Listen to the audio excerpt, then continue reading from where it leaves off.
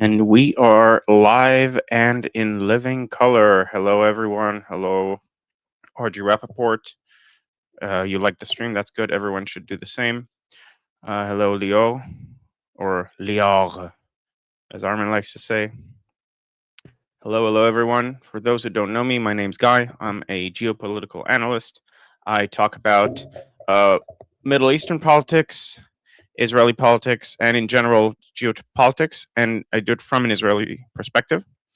So I hope you enjoy the show. I stream on two channels. I stream on Liberty Politics. I'm the Liberty Politics's uh, regional expert for the Middle East, specifically Israel, and I also stream on my own channel, which you can find in the description.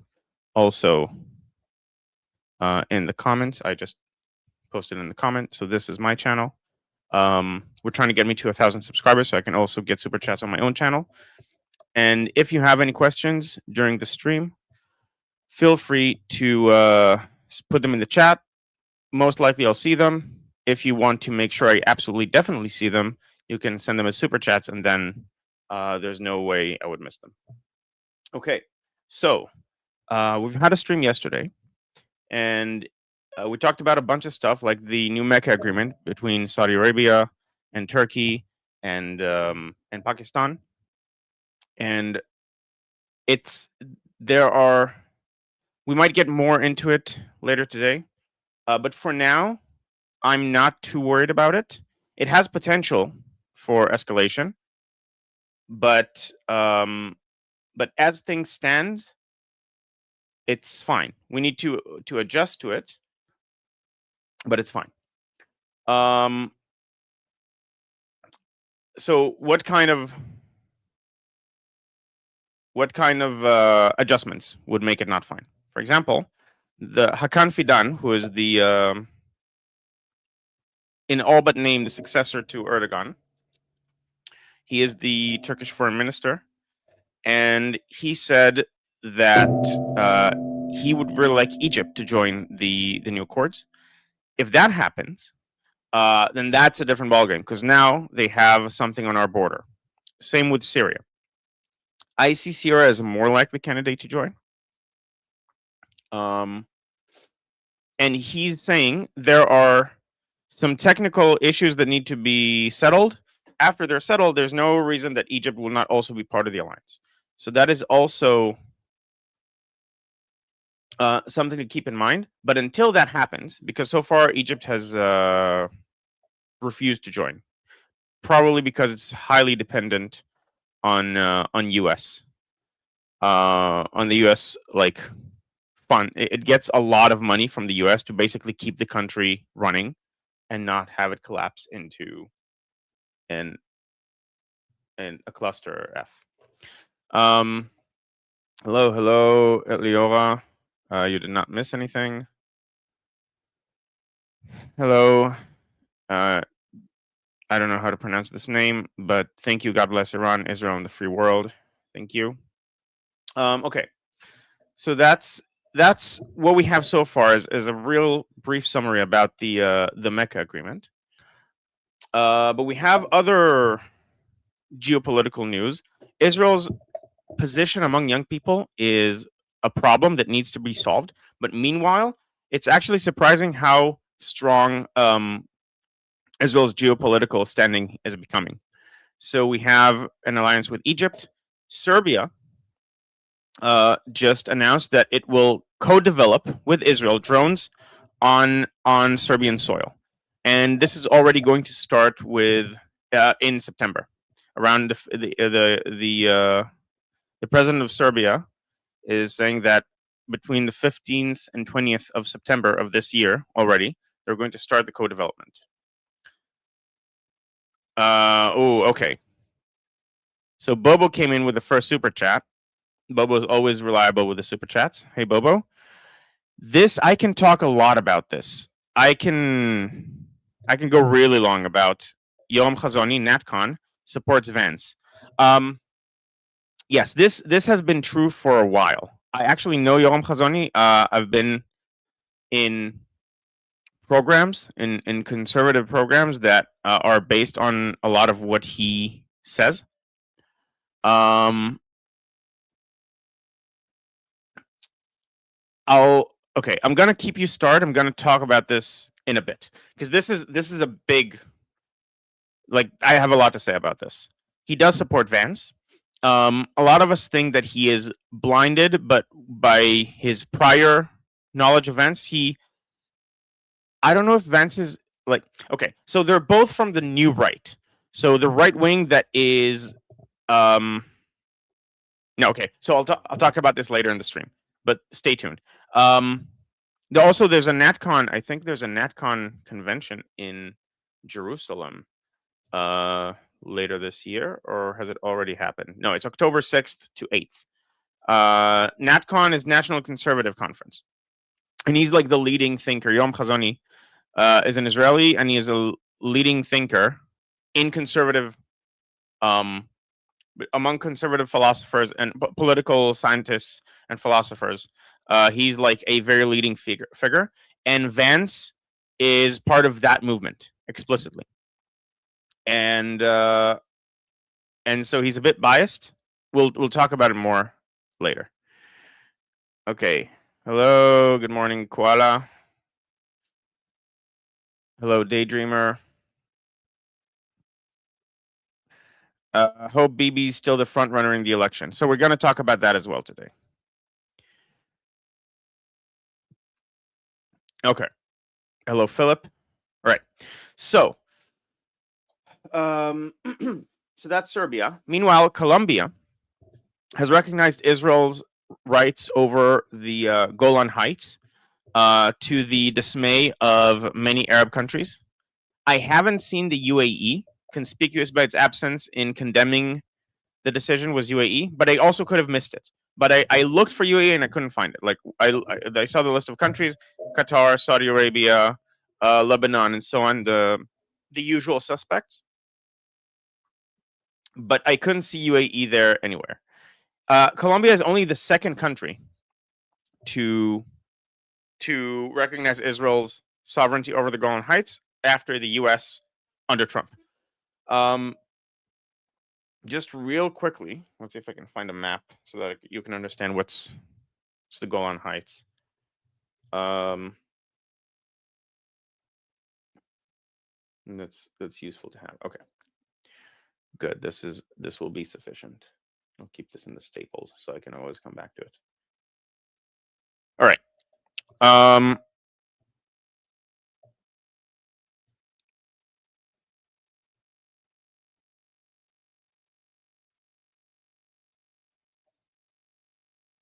Let's see. All right, here we go. So these are the Golan Heights. In 1967,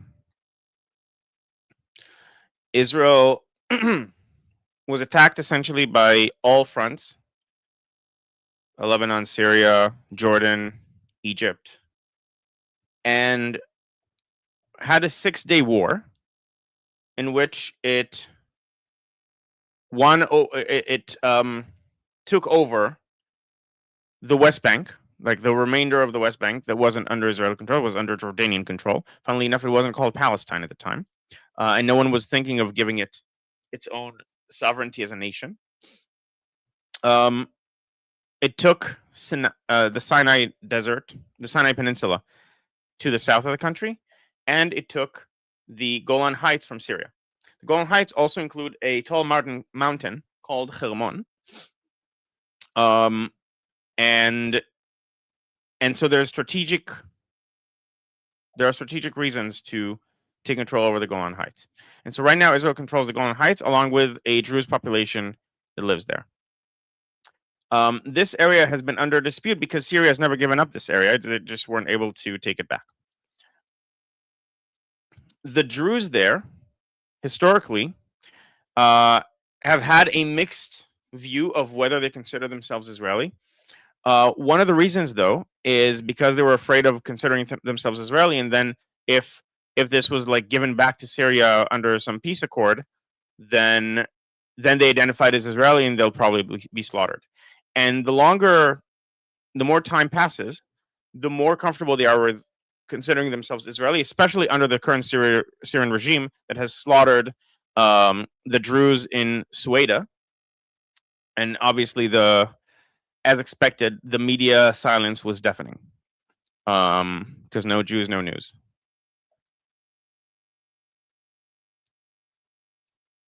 So that's the Golan Heights, and so far only the U.S. and now Colombia have recognized Israel's sovereignty over it.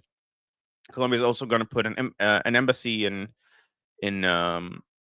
Jerusalem, and Venezuela has now officially restarted, even before the election, before they get a pro-Western government, and the leading candidate is highly pro-Israel. But even before that, now Venezuela has officially brought back relations with Israel. Okay. Yes. So Venezuela just realigned with Israel. Oh, sorry. Lebanon didn't participate. Yeah, I wasn't sure about Lebanon. It was also okay. No, we won't get into it too much. But yeah, it was Syria, Jordan, Egypt, and we got a chunk of the land that each attacked from. Okay. Let's see what else we have in the chat.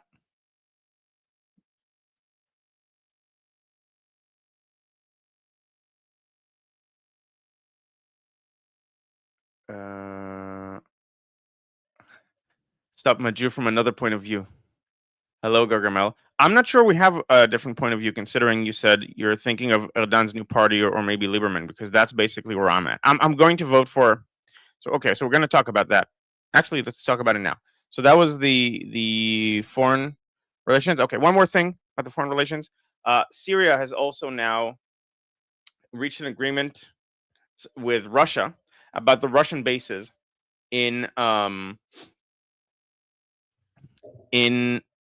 Syria that were there under Assad's regime, and essentially they will the Russians will maintain presence in certain parts of Syria, but a lot of the bases will be converted for civilian use under Syria. A lot of the Russian bases will be converted under Syria. So it was in limbo what was going to happen in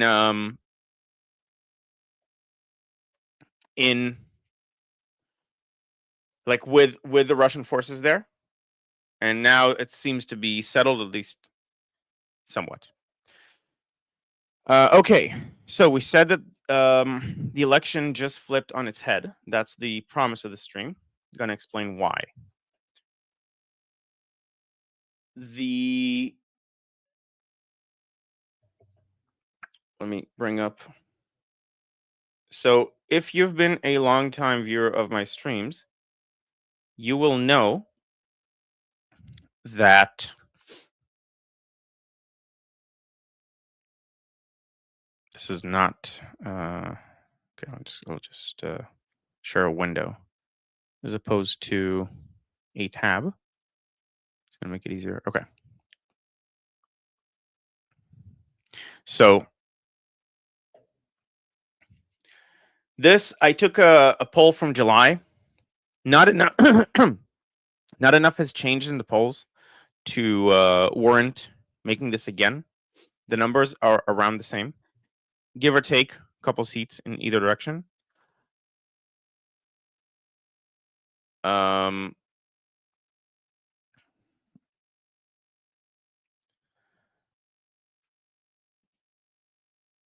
And so, okay, so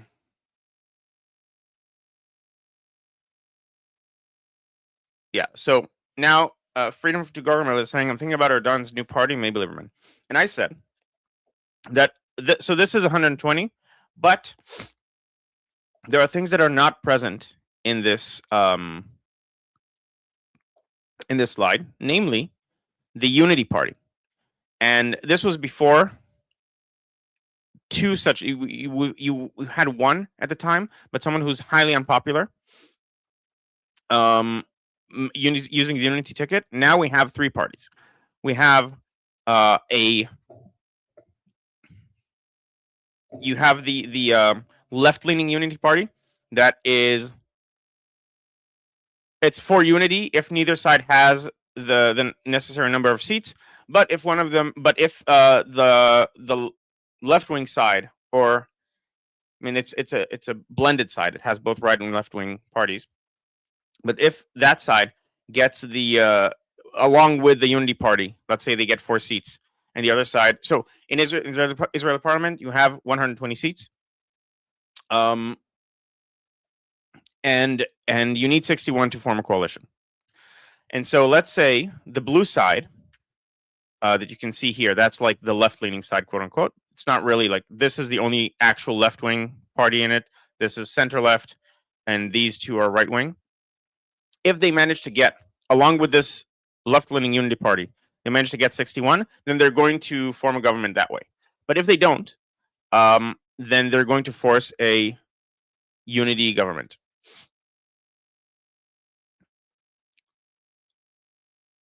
But they are willing to have a one-sided government, like what's called a narrow government. That's not like the two largest parties plus extra parties. The center party was like, no way. Whatever it takes, we're gonna force a unity government. That's like our ticket. That's our promise to our voter base. And now the right-wing unity party essentially is promising the same thing. It's called Achdut, literally meaning unity. And it has former people from Likud. And generally, like, it's explicitly a right-wing party that's calling for unity. That's the ticket. And before they ran, the left-wing party, which was the only real viable party, got like between 4 and 5 seats in the polls. But it very consistently passed the threshold. Now that these guys are running, a lot of the people who voted for them out of, like, by default, because they were the only real party, because again the other one that was already existed is just not popular at all, like the person in charge of it. So they got some people by default, but now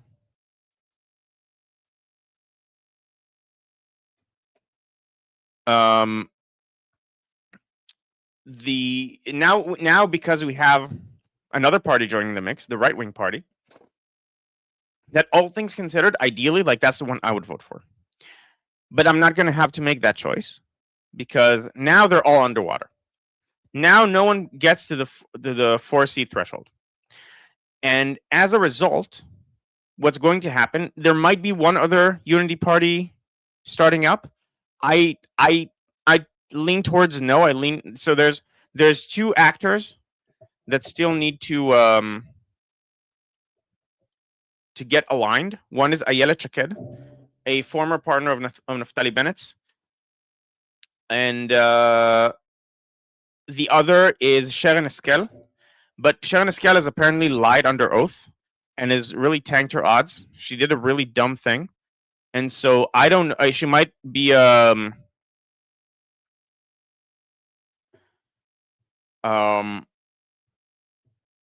like a liability at this point.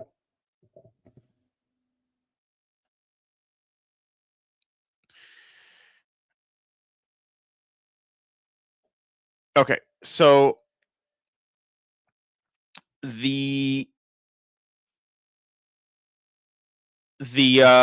so what's going to happen now is they're all underwater. If all 3 are running, there's no way any of them passed through the threshold, and they all know it. So now they're trying to see who's going to lead in the polls, like who's going to be the closest, to see who's justified to be the leader once they do unify into one party. But when they unify, I predict between 8 seats would be like my conservative estimate. And once that happens, the election is essentially settled, with the main question being who's going to be the prime minister. So it's probably going to be between these two. Although, if you remember, I said that Naftali Bennett, I predicted his downfall because his campaign is incoherent. He's actually now starting to do a lot of things right. He essentially siphoned Lapid, put him to the side. Lapid was a left wing party or a center left wing party, and now they joined forces. And apparently, Lapid sort of conned him into it, saying that um, he's close to closing a deal with Eisenkot, and that wasn't true. Okay, let me. So Naftali Bennett is rising, but at the end of the day, I think it's going to be between Eisenkot and Netanyahu, and either I'm not sure if it's whoever is bigger or whoever has more supporters. If it's whoever has more supporters, then it's neck and neck. If it's whoever's bigger, that's also neck and neck. Just from a different perspective. But either way, the next government is probably going to be this unity party plus these 4 blue parties and Likud. And maybe Smotrich, but I doubt it. And it's a bit misleading because it looks like, well, this would be a majority left wing government, because look, these are all the anti-Netanyahu bloc. But it's important to remember that both Bennett and Lieberman are very much right wingers in their positions with regards to security and so on.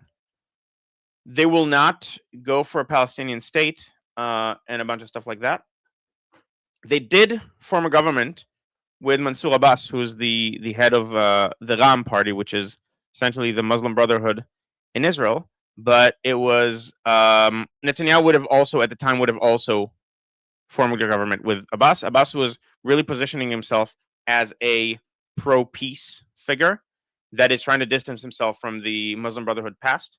Nowadays, people are more suspicious of him, but at the time, it wasn't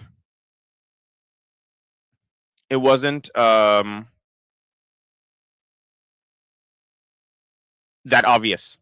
The people on the right, Smotrich, for example, Smotrich was the only one who said no way. The reason there wasn't a right wing government with Mansour Abbas is because Smotrich said no way, I'm not putting him in the government.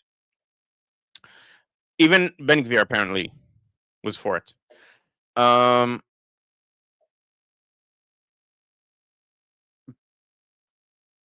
Okay, let's look.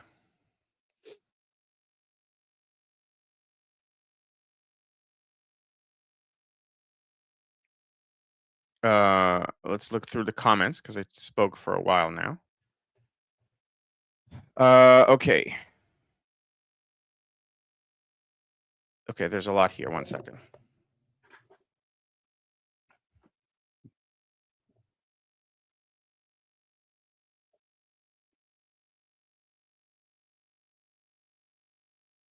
Yeah, okay, so as saying Lebanon was Christian in 1967. Yeah, I didn't want to get into it.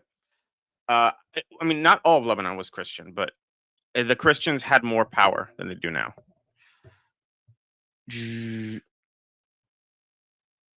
Okay.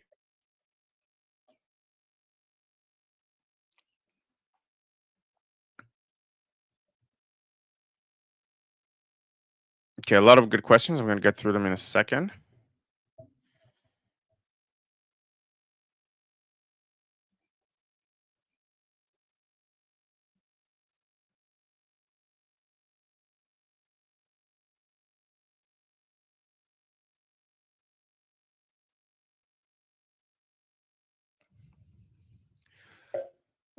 Excuse me. That's the problem with doing these alone. Can't have someone else talk to you while I go through the comments, because I just spoke for a while and there's a lot of new comments. Okay.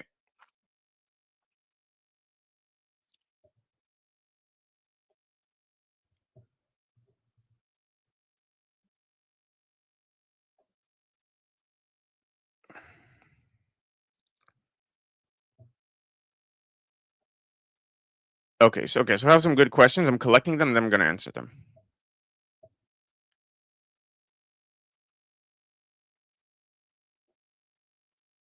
Guys, don't fight. There was a misunderstanding I see in the chat.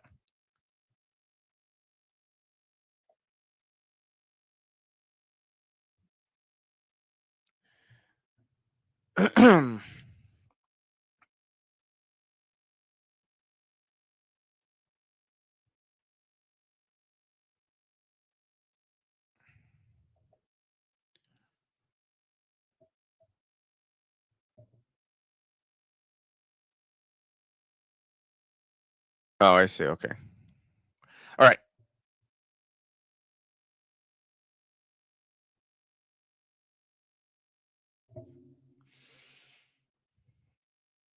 Okay.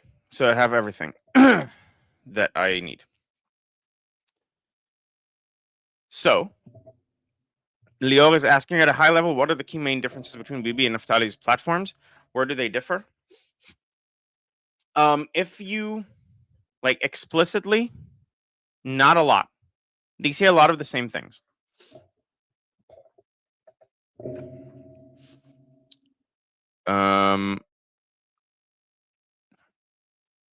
The okay, so I'll show the polls so you can again. This is Bennett. This is Netanyahu. Bennett was always to the right of Netanyahu when he was in Netanyahu's bloc, and then he moved to be between the blocks, and then he became prime minister with 6 seats. And after saying he wouldn't put Abbas in his government, ended up putting Abbas in his government. Now, the actual position differences, he's less likely to capitulate to the ultra orthodox than Netanyahu because Netanyahu needs them for his government. He is a right wing liberal, more so. I mean, Netanyahu is also, but Netanyahu's party has slowly drifted into being less that. The next topic we're going to talk about is Netanyahu trying to bring that back into the party, making it more explicitly liberal and less controlled by unions and so on. Bennett is against Palestinian statehood. He might go for some autonomy that's very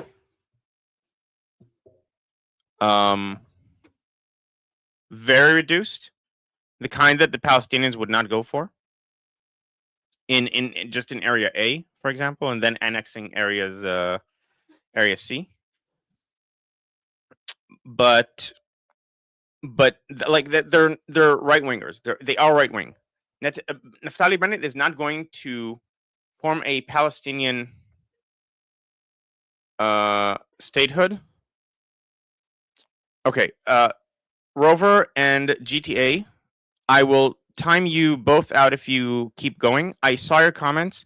I'm not going to ban anyone right now. It's not my position to ban people on Armin's channel. But Rover, we're not for balkanizing Iran at all. Absolutely not. You do strike me as a troll, so I tend to side with GTA. I'm not going to ban you, but if you two continue flaming each other and spamming the chat by talking about each other, I'm going to time out the one that I feel is more doing that. So just I saw the comments. Stop talking to each other or about each other.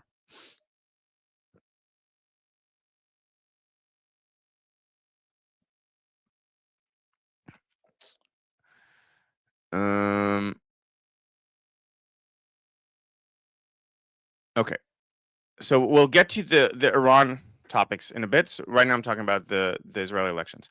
So there aren't really key policy differences between Bennett and Netanyahu. Bennett is arguably less beholden to the ultra orthodox, but is also trying to court centrist and left leaning people. So I think he's hiding a lot of his positions. So for example, he's for a court mandated or court appointed rather committee to investigate October 7th. The problem with that is that a lot of the people saying the courts are part of the problem, and so and they're a highly partisan feature within Israeli society, and so they're not going to to do a good job. It's not going to be good if they do it. Whereas Netanyahu is saying we need to form a bipartisan, in the sense of like all the people in the Knesset appoint the people that are in charge of the committee, and then those people investigate everything. And also in terms of judicial reform, he has spoken a lot for judicial reform before he switched sides. And since then, he's been skirting a line, not saying exactly quite what he wants. He's saying it's solvable, and you can have a solution. There are easy solutions that both sides would agree on. And the issue is, I think he's right. Like, I've been saying this ever since this started. I don't understand what the fighting is about. It's just about not trusting the other side. There are solutions that give both sides what they want, but then each side says, well, the other side wants something different than what they're claiming.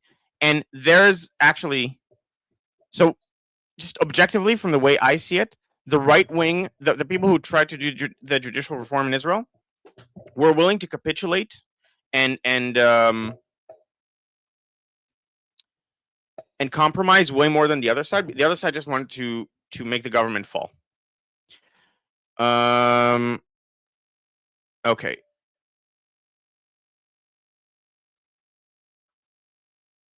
So GTA is asking. No, okay. No, I'm not going to get into it yet. We don't know. We know that Israel. Okay, I'll very quickly talk about it, and this is the only thing I'll say about the topic. We don't know whose idea the Kurds were.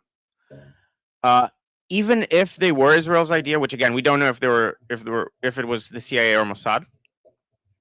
But even if it was, the point was not to break apart Iran. Absolutely, that was absolutely not the plan. It's possible the Mossad didn't know about the animosity between the Kurds that are allied with Israel and with Israel and the USA in other areas in trying to create a Kurdistan.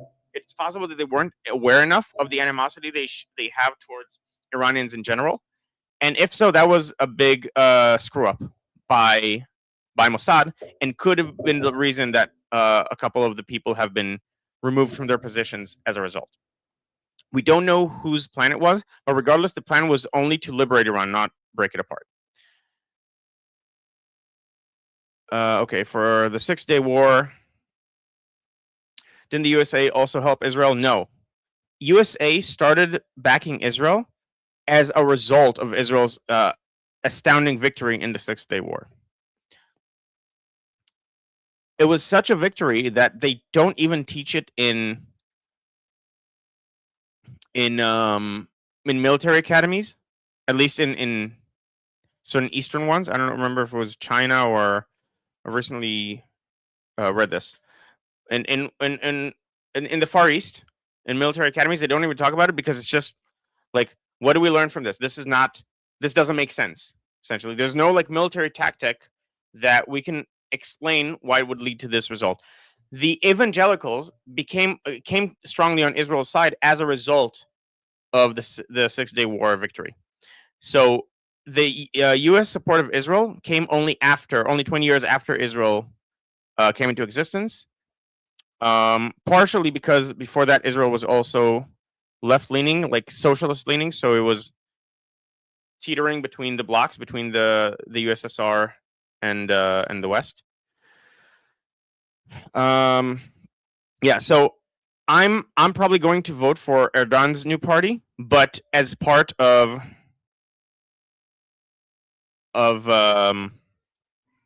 this thing that's going to form. If I have to vote for a party, I'll probably vote for it. But if it doesn't get to have a chance to go beyond the threshold, then I'm not sure what I'm going to vote. Like at that point, I'll have a lot of thinking to do. Okay, so Daydreamer. So for the record, this is a person. They have a picture of Netanyahu, young Netanyahu. I think I'm pretty sure it's either Benjamin Netanyahu or his brother Jonathan. But I'm pretty sure this is a picture of young Netanyahu as the profile picture. That is also an important contextual thing to keep in mind. What about Lieberman's land swaps? How is that good for Israel? So you're talking about a plan. So Lieberman wanted to, his idea of Palestinian statehood was to give a lot of Israel's existing Arab minority to the Palestinian state and doing land swaps with areas that are majority Jewish. And that was a decade ago, a decade and a half ago. No, a decade ago. A lot has changed since then. This is not something that you will see him bring up because I don't think that's something he still thinks. Lieberman is very hawkish. People who are afraid that the next government is going to like create a Palestinian state, again, daydreamer. I don't see that as a reasonable fear. There are too many people. There is no strong left wing in Israel. You have, at most, you have this as the true left, and then you have this as a left masquerading as center. Like arguably, although you also have some people there who are explicitly right wing or center right, at least, like Matan Kahana, and a coalition that is led by Eisenkot with the blue parties. Even if you add Mansour Abbas, which is it's not actually going to happen. Lieberman is not going to allow it because that'll be the end of him. Is still not going to do anything about Palestinian statehood. And most, they'll scale back some of what has been done in this government, which, if you care about that stuff, like it's important, but it's not, you're not going to get Palestinian statehood in anywhere in the near future. Okay. So Gene, I think, again, I'm sorry, JM, I'll just say JM. It's a big, so talking about the Mecca agreement, it's a big nothing burger, shit country. Even if 100 reunite for alliance, it's still only 100 shit countries. I mean, so far, the issue is that if you get coordination among the Arab countries in a way that is meant to fight against Israel, that's going to be a challenge.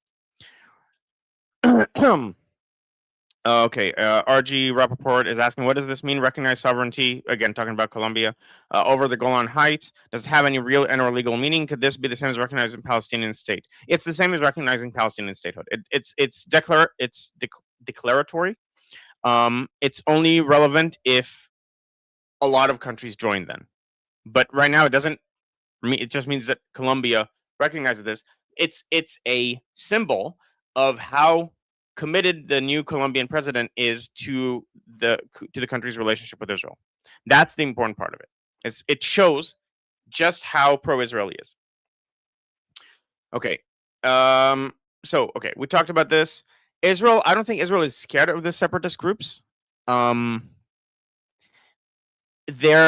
Israel is pro-Kurd in general, not the communist Kurds, but just Kurds that want their own country. Israel is slightly leaning like to their side. I think they have had some cooperations, especially with regards to Turkey. Like the anti-Turkish Kurds, since Erdogan has become cuckoo about Israel. I think, I'm not sure. I think Israel has some connections with some Kurds. I don't know if it's the separatist Kurds. I actually doubt it's the separatist Kurds. But there are some relations with the Kurds, and maybe they thought, that they didn't recognize the difference or something, and that's why they were for the plan.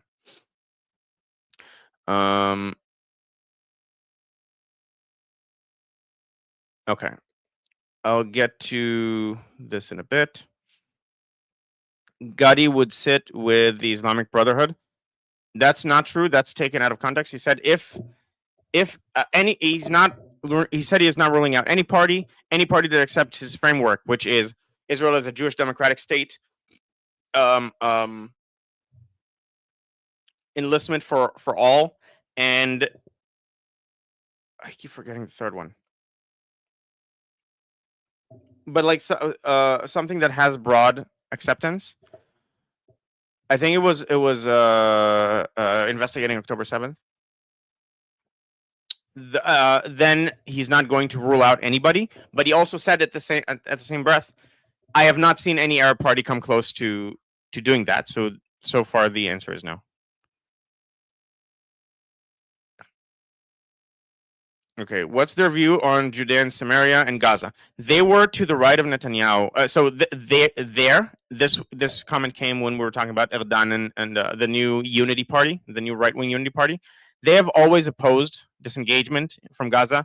They're very pro Judea and Samaria. They're very right-wing. They're sick of the ultra orthodox holding the government by the balls. That's essentially, and so they want a government with like the center and the center left and the non-religious right that is anti-Netanyahu. They want to force a unity government there because then you'll be able to govern much better and also deal with the issues, the demographic issues of the ultra-orthodox growing in number exponentially while not contributing to society and not again as a generalization. Like the current situation is not sustainable, and it has to be solved, and it can be solved when these parties hold the government by the balls. Okay.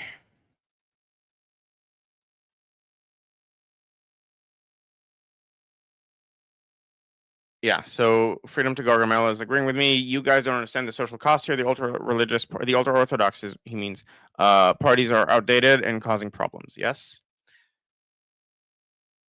Okay. And quickly, Bobo had another 2 super chats. Thank you for the super chats, Bobo. Judges said prosecutors have nothing on Bibi. Yes. So this Netanyahu's trial,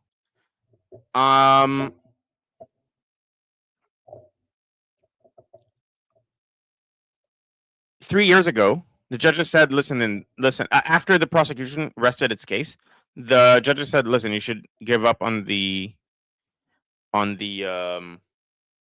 bribery charge, which is the main charge.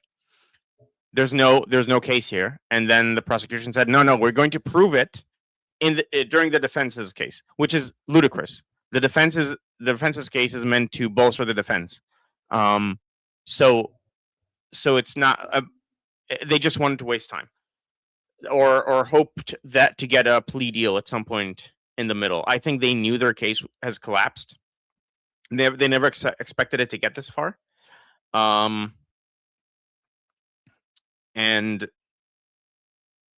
now the defense is rested, while Netanyahu had to be in court for several days a week while managing a war. And the judges said again, yeah, there's no bribery case here.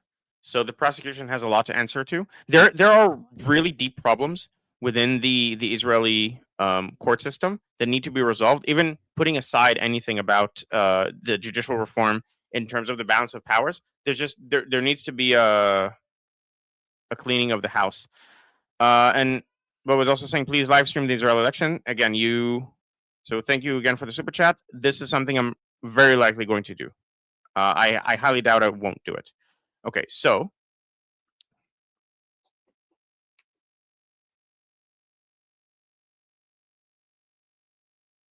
okay, there's a lot of comments again. If you want me to see the comments, if you want to make sure that I see the comments, then send super chats. It's just that I'm sorry. There's just a lot to get into. Like there's one of me and many of you.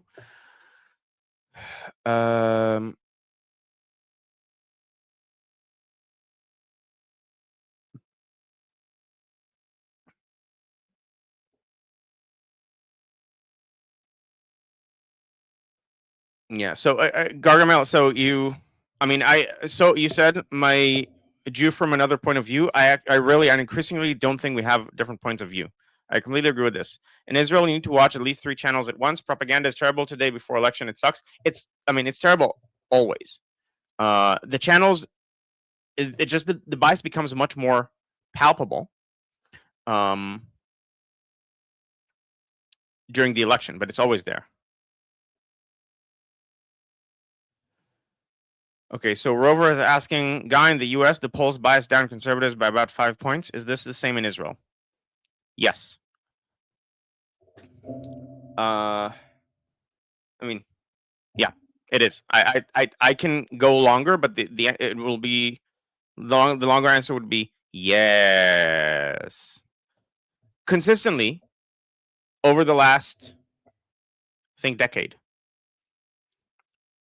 and change since 2015, the polls have um undershot the right wing in almost every election. And so I still the issue is that I still don't think that Netanyahu is going to have the orange/red government here is going to have enough seats, even when you take that into account.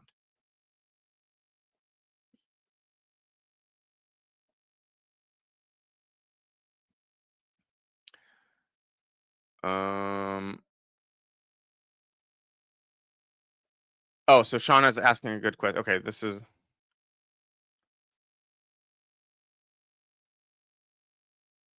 okay. So Shauna has a lot of good things to say. I'm now seeing. Okay, there's vaccine talk. I'm not going to get into that.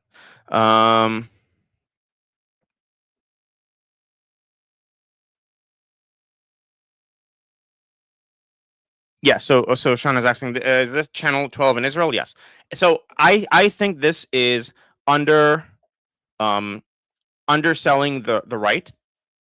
It's just that it puts the right at like 50, and I think it's going to be closer to even between the two blocks. So you have like 55-55, and then the Arab party is a 10. And then if you have the Unity Party, they take from both sides, and it's essentially over at that point. There's no way anyone gets over the line without the Unity Party. And if the Unity Party forces a unity government, then it's either that or another election. And I don't see another election getting us a different result.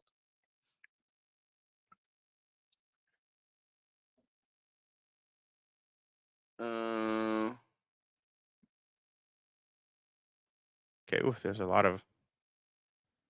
It's hard to. Okay, I'm gonna have to skip a bit ahead. Again, I'm sorry if you want me to see your comments. Then a super chat is the best way to do it. It's just there's like dozens, and they keep multiplying as I try to go through them. Yeah. So this poll is. I agree. So the polls representing are biased. Filber's polls are the only ones that have proven themselves in previous elections, and according to them, the Likud has 33 seats, and the right is winning. I think they're both wrong this time. So in the previous government, Filber, who is the right wing pollster, was right. Was the most accurate pollster. I think it's not going to happen this time because I see him talking about his methodology. He's not accounting for the fact that last time you had almost 4 seats on the left that went to the trash because of the labor not uniting with Meretz. I'm not going to get into it, but the results were due to that. It wasn't indicative of the actual. Like, if that hadn't happened, then you would have had another blocked coalition, or like another round where you don't have a majority to any to either side.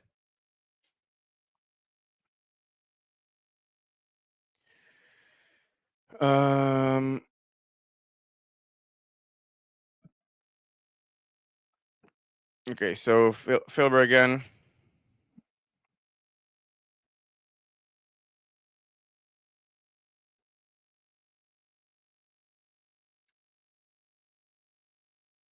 Okay, so Este's talking about 90.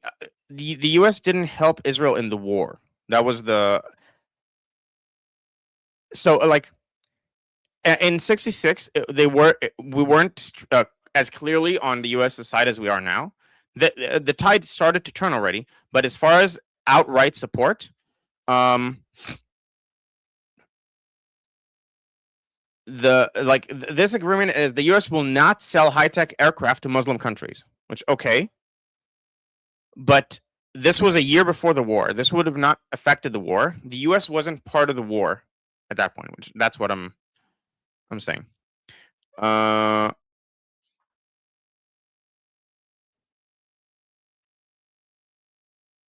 so I'd like to.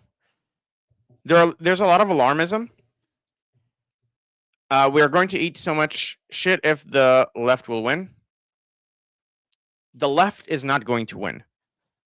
At most the anti-Netanyahu bloc is going to win, and even that I don't see happening. Again, my prediction, it's been the same for a while. So far, things are going my way. The only thing that would change it is if they don't unite, these guys. But this is not a left-wing government. This is a center government with some right-wing elements and left-wing elements. And the willingness to attribute to both Bennett and Lieberman, which make up roughly half of the coalition, along with several people from Eisenkot's party who are also right-wingers. So you have like at, if I'm generous, half and half.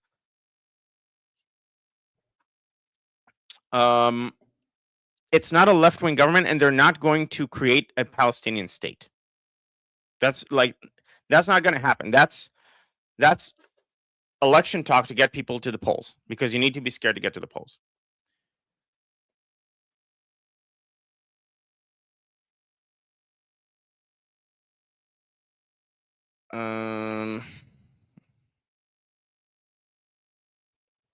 So yeah, so Rotem is saying Rotem is very much on the coalition side, and like I believe, correct me if I'm wrong, Rotem, but you're like pro Ben-Gvir, which I am very much not. Lieberman and Bennett may have right-wing positions in theory, but in practice, they just want the power and privileges of high positions and will support policies that are completely opposite of that. I don't agree. I agree that they want power, but they want power eventually for the sake of enacting their opinions.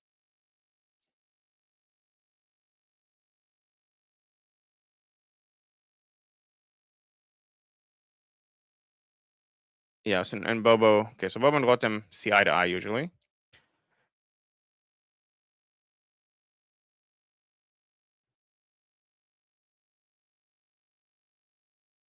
All right. Okay. I'm gonna skip some of the comments. So Gadi Eisenkot is extreme left. He will create a Palestinian state. If he wins, he won't. But he is more left leaning than Meretz. I think this is a big claim to make. I'm gonna have to get some receipts on that. I agree. He's center left.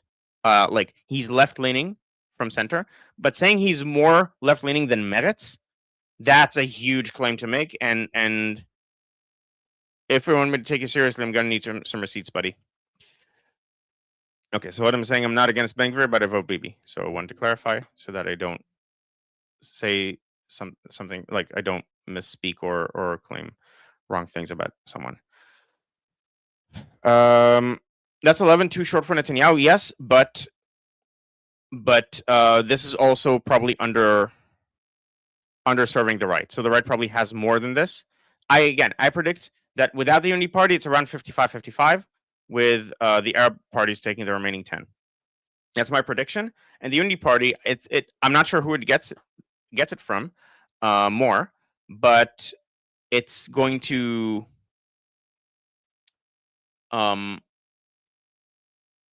it's not going to matter as much, because at that point, then the government is going to be like the top 5 parties plus that Unity Party. Okay, someone asking, what about Moshe Feiglin? So Moshe Feiglin is, for those who don't know, he had a debate with Destiny on YouTube. I highly recommend watching it. He's very eloquent. He's very right wing. And I would say that if I could get my way, I would erase Ben-Gvir from politics and put Feiglin where he is. He's a much better proponent for the far-right policies that Ben-Gvir is also for. And I heard rumors he might join Smotrich. He's not going to pass the polls alone. He's going to get like 2 seats and burn votes that way.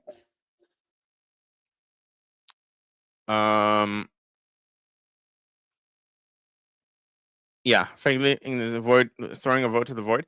I mean, I would be happy if he joined Smotrich because it could give Smotrich the momentum to overtake Ben-Gvir. I think Smotrich is a much better. So someone asked here, thoughts on Smotrich.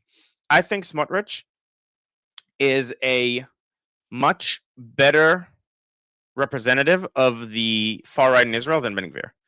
He's eloquent. He knows his stuff. He gets things done, and he has a very strong position about Judea and Samaria and wars and so on. He's very hawkish.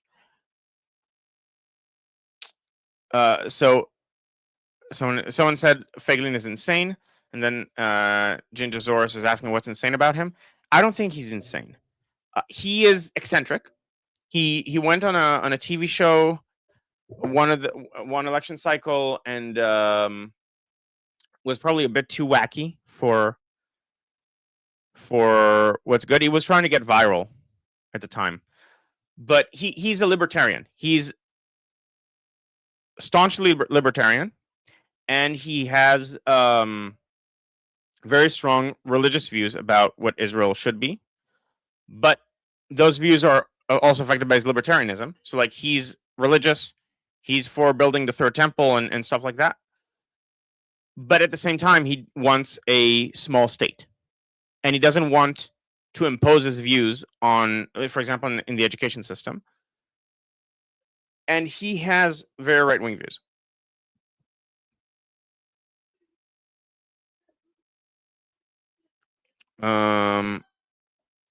Okay, yes. Okay. Again, Gargamel, thank you. We definitely see eye to eye. So other than the rhyme, Jew from another view is just not accurate. Ben-Gvir is a little mumdanish. He loves the cameras, and bottom line, he's not doing much. Yes, I completely agree with this. Would Gadi get along with Trump? I don't know. It's hard to say. Gadi Eisenkot is very reserved. He has a very conservative temper. But Gadi Eisenkot, so this is something worth mentioning for, like, what does this mean for Iran? Gadi Eisenkot has now come on record and said that the idea of trying to change the regime in this war was a mistake, and the reason Netanyahu lost favor with Trump is that he promised this. So this is something to keep in mind. Like, a lot of people here would probably not want Eisenkot. Now, he's not against regime change. He's not even going to not do regime change in the sense of using Mossad, but he's not going to use kinetic action in the same daring way that Netanyahu did. I think that's based on his own words. That is clear. He will be way more like, he'll have an easier time getting along with world leaders, and I don't think he'll be able to give many concessions. But regardless, it might be a good idea for Israel's foreign policy, which, if he's the prime minister, and you have to blame Netanyahu for where we are right now, where we need to up our foreign policy game. The fact that Netanyahu did not stop the crazies in his party and in his coalition, or like the people who are trying to make bank by saying, "Look at how right wing I am," did a lot of damage to Israel. And I squarely put that at the feet of Netanyahu, because he should have said, "Listen, you need to shut the F up. This is serious. You can't talk like this, especially since you're not actually in charge of what's happening in the war, and you're presenting a false image of what's actually going on."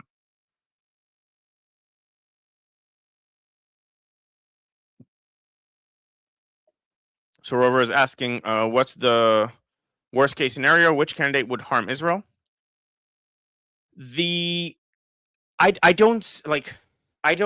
optimistic about this election. So to me, the worst case scenario is 4 more years of the ultra orthodox squeezing the government by the balls. So right now, I'm for a unity government. My second favorite position is, okay, no, sorry. The worst case scenario is if you actually have Mansour Abbas in charge of a left-wing government. I just don't think that's a realistic scenario, despite what many people are What many people are fearing or afraid of. That would be the worst scenario. I just don't see it as realistic.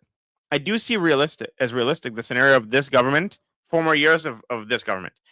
And I think that's not ideal. That's like my third favorite option out of four. My favorite option is a unity government where you have a Likud that is going to get a facelift.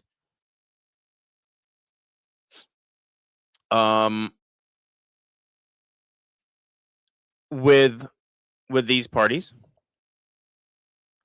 Second favorite option is maybe like the blue parties, although I said the unity government will be these five parties. That's not true. This party is not going to be part of it, and that's really important because I am afraid of this party. I'm afraid of the Democrats because they genuinely think, and I have some family members like this, they genuinely think that democracy was at risk, and they want to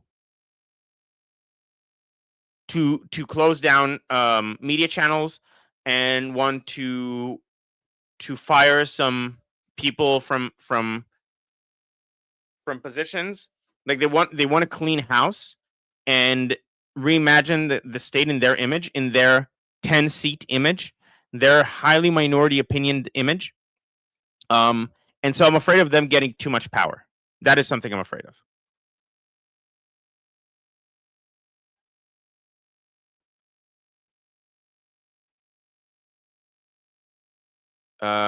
Yeah, so here's the okay. Vote for Ben-Gvir. He's the worst. He'll get shit done and give us what you want. War genocide. So this is an anti-Israel. So here's the thing. This is what Ben-Gvir's power is, right? Like 8 seats out of 120. And what anti-Israel people think is that this represents Israel. Not only that, that a demonized version of this represents Israel. Ben-Gvir himself, for the sake of getting votes, has mellowed out his rhetoric considerably. He's going to be underwater if he says the things that I think that he thinks.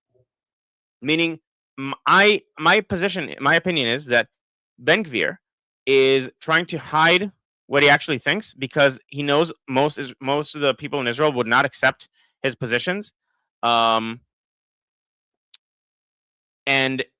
as a result, he's getting more popular.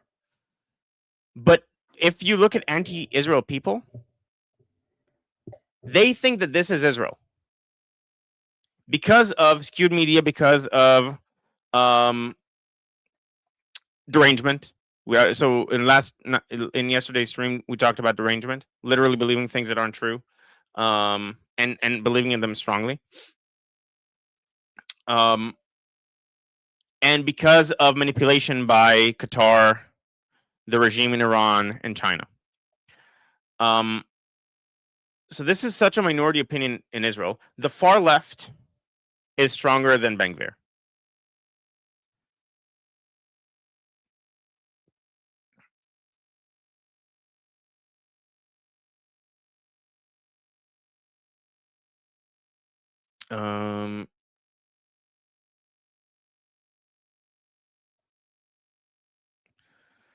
Okay, so Shai is anti-Netanyahu saying most of the supporters of Bibi and his government are aliens, English-speaking people, ultra-religious that do not even go to work, all kind of marginalized people.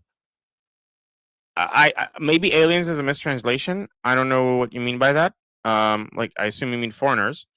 Like Jews not living in Israel. But this is patently false. Like you look at the election results and you look at the demographics of Israel, this cannot be true. I just think you're in a media bubble and you have BDS, Bibi derangement syndrome. I have a lot of criticism for Netanyahu. Just that it's not the same as what my only channel 12 watching, only channel 13 watching family members say. Okay, so what do you think about Einat Wilf's views? I think she's very likely to find herself in the Unity Party. I agree with a lot of what she's saying. She's not going to get over the threshold alone. And at the end of the day, she's not going to find her position in any of these parties. She's going to have to be here. And I hope, again, she's another one that's going to join into this coalition of people who just are so sick of pro Bibi, anti Bibi as what the elections are about.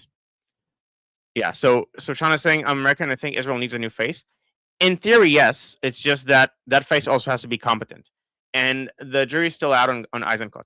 He's careful. He thinks about things through, but he's just not very bright. Like Netanyahu is a very intelligent person. Eisenkot is like okay. From what I can gather, it's very hard to know because he's a new entity in politics. There is, regardless, there is a lot of benefit from an Eisenkot-led government because of his conservative nature and temperament. He's not going to make sweeping changes, but it'll put a new face on Israel. Hey, Jose.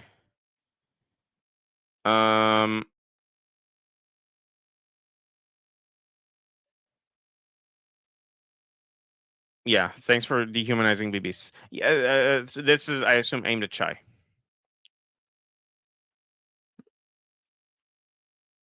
What was the question? I mean, you're clearly a troll, very deranged or against Israel. There wasn't a question. You said you should vote for Ben Gvir. That was a recommendation. If you have an actual question, I'll gladly.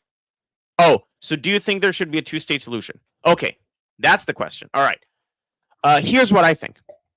I think that if the people on the other side did not literally want to murder us and throw us into the sea, there would have been a two-state solution ages ago. Because even the far-right religious people, if you had people on the other side that don't just want to kill us, as they have done well before Israel was founded, like the Hebron massacre in the 30s,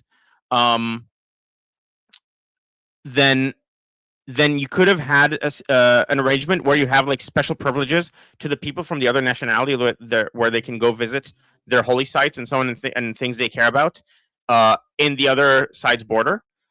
And that would have been sufficient. A lot of people would have been okay with this. But because that's not the case, and because we have tried relentlessly to have a two-state solution, for a two-state solution to work, you're going to have to not have the corrupt leadership that they have now, and you're going to have to fundamentally change their education system so that you can have peace with the next generation. Because right now, their books, the UNRWA books, UNRWA, the UN entity that's specifically only for Palestinian refugees, you have one general entity for all refugees, and then you have another one specifically for Palestinians, because this and their refugee status is the only one in the world that's intergenerational. So they're growing as a refugee community because the just their their population expansion rate. So it's a wedge against Israel. The UNRWA is meant to delegitimize and destroy Israel eventually, because otherwise there would not have been any Palestinian refugees left right now if they just used the regular refugee entity that the UN already has, and if Arab countries didn't use Palestinians as a wedge as they're doing right now. But for example, by not allowing Gazans to leave Gaza, even though 50 to 80% of them want to, they're not allowing them to leave because their existence is a tool against Israel. They're willing to sacrifice, at the very least, the quality of life, and otherwise the. So, what's your answer? Yes or no? I'm going to get I'm for a two-state solution in a universe where the Palestinians are not trying to murder us, where the majority of them don't think that the two-state solution is a step is a middle step towards the elimination of all Jews from Israel, which is what their polling is saying. I can actually bring up the poll if you don't believe me. I'll need a moment to find it, but I can do it pretty easily. So if Palestinian national identity wasn't a tool to attack Jews and delegitimize Jews, and was actually a proper constructive project like Fouad al-Khatib, the Palestinian peace activist, actually wants to do. If Fouad al-Khatib was representative of the Palestinian society, we would have had a two-state solution right now, and I would have been all for that two-state solution. I'm not for a two-state solution with the Palestinian Authority as it's currently instantiated.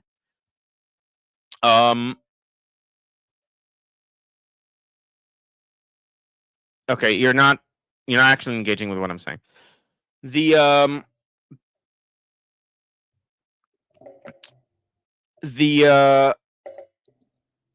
are solutions that give Palestinians autonomy that I'm for. I'm for the municipality solution or the emirate solution for Palestinians. That means just that I don't trust the Palestinian Authority as it is right now. I didn't say you don't understand me. I'm saying you're not engaging with what I'm saying. You're just saying you're responding as if I'm saying something else, not because you don't understand me, because I'm saying something, I'm giving you a complete picture, and you're collapsing it into a much stupider view.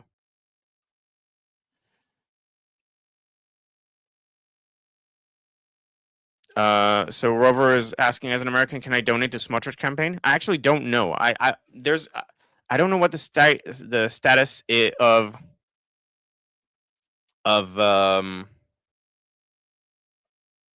of foreign donations to elections is right now. It was a big issue for a while. I think it's still allowed.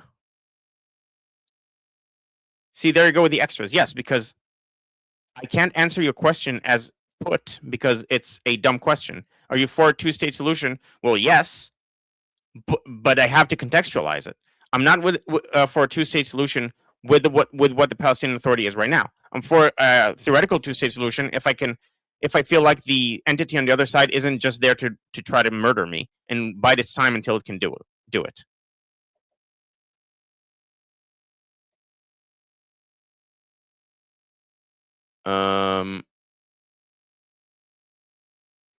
Okay, because you would demolish their homes and put their dads and children in prison. Did we do that in the 30s, before Israel was formed, when they committed massacres against Jews in the land? This is a fundamental misunderstanding of what the situation is and what's causing it. We demolish their homes after they kill innocent Israeli civilians. We put their dads and children in prison because they commit terror attacks or are about to commit terror attacks, and we stop them before they do so. Because there's a lot of incitement in Palestinian mosques and in Palestinian schools. For example, they have, like, in math, Ahmad killed 3 occupiers and Muhammad killed 2 occupiers. How many occupiers did they kill together? Like, from a very young age, the murder of Israelis is normalized in Palestinian society. And you can't talk about the conflict without addressing that.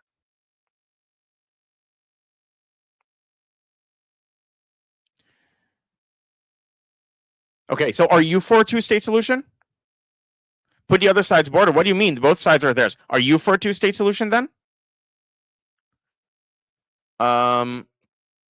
Okay, I'm gonna stop engaging with this person. I mean, I knew they were bad faith. I wanted to give a clear answer for what my position is, and I think this will be a good video.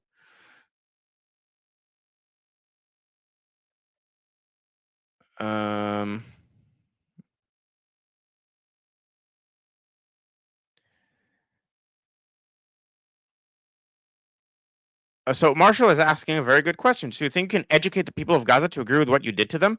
No. I can teach them to contextualize it when it's not lied about constantly in the media. For example, 20,000 children killed. This is a number that's brought up. What they don't say is that a child is anyone under 18. Let's see if I can find. Okay, this is worth 1 second. A child is anyone under 18, and a vast majority of those children are males over the age of 15. And what do you know? Hamas also uses males over the age of from like 14 and up as combatants. Like, they have combatants in those ages, and so we can't ask an idea from someone trying to shoot us. And so we kill combatants, and some of them happen to be under 18, and so they count towards children. I'm going to use like this is from Hamas numbers.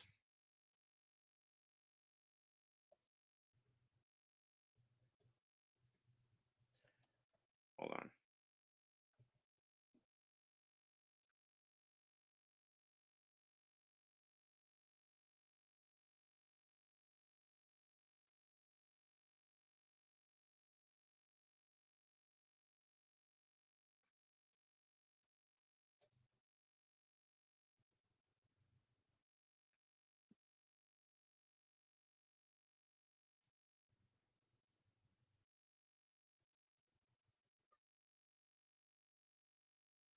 Okay, there's a more up-to-date one. This is from 2025.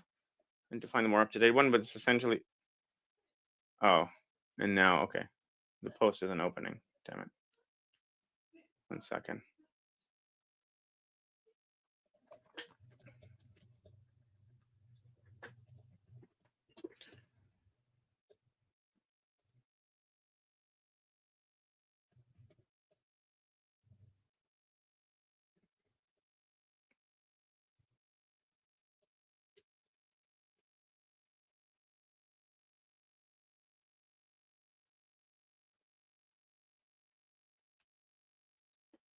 So I think I can educate the people of Gaza to understand that this is a war, and when the people we're fighting against are using illegal tactics of hiding behind civilians and using civilian infrastructure as fighting areas, and also killing people trying to escape war areas when we drop leaflets telling them to escape because we're about to attack military infrastructure, then I think they can reasonably understand that there's no other way. And a lot of them, by the way, there are videos where a lot of them are blaming Hamas. Okay, actually, you know what? I'll show that video. That's a good video to show.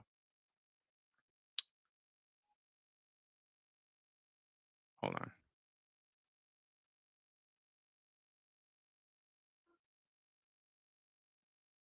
Um,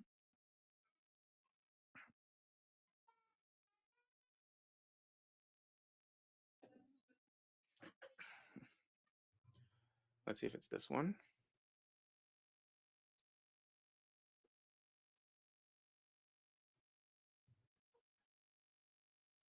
Okay. All of these are good.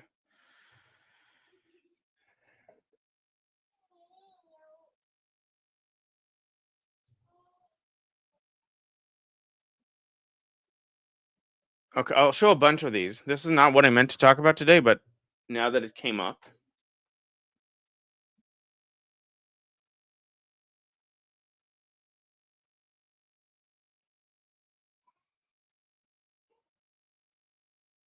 I'm sorry this is taking a while, but it's going to be worth it.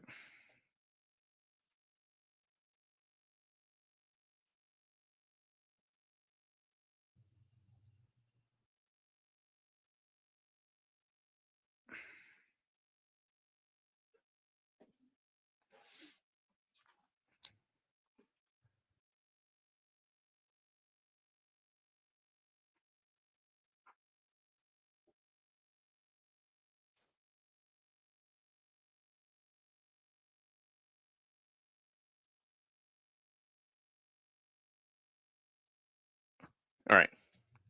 First of all, what do Hamas officials say?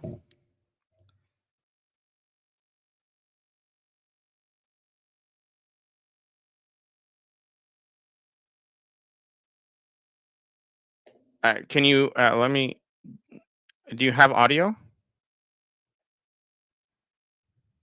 I mean, so far there's no audio. So this is Fatah Hamad. He's like the internal minister of the Hamas government at the time.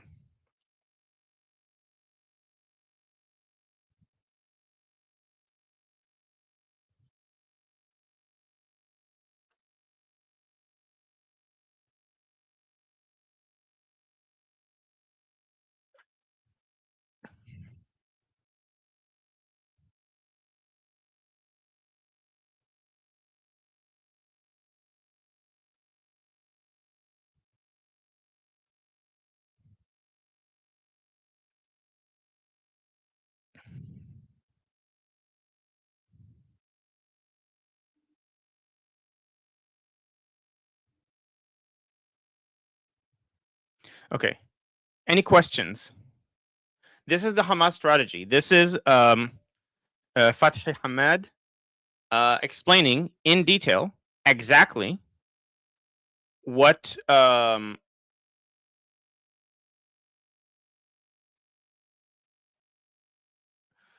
okay, this is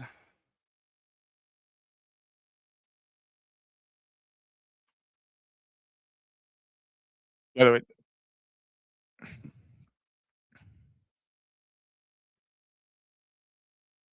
Can you hear this? Please let me know if the audio is making it through. Um,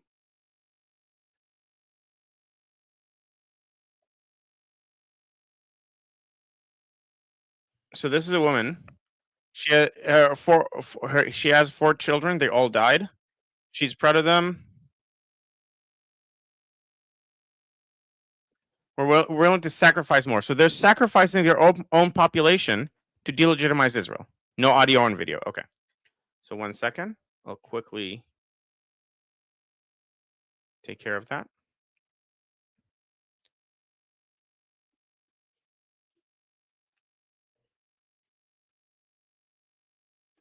The family of Kfir Bibas damns Netanyahu. You fucking moron. He was choked out with the bare hands of the people who kidnapped him. You disgusting pig. This has nothing to do with Netanyahu. Okay, so I'll quickly play this so that the Arabic speakers above you can see that this is actually what he's saying. This is an old video. This is way before AI, 18 years ago.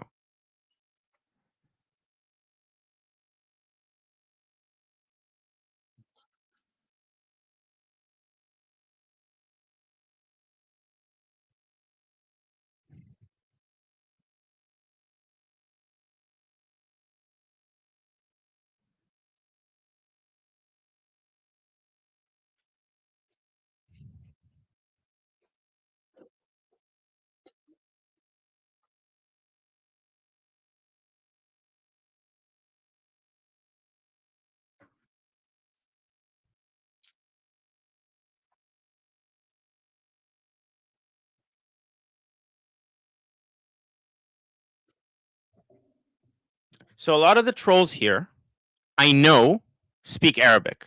And I know that you know that he did say what the subtitles claimed that he said.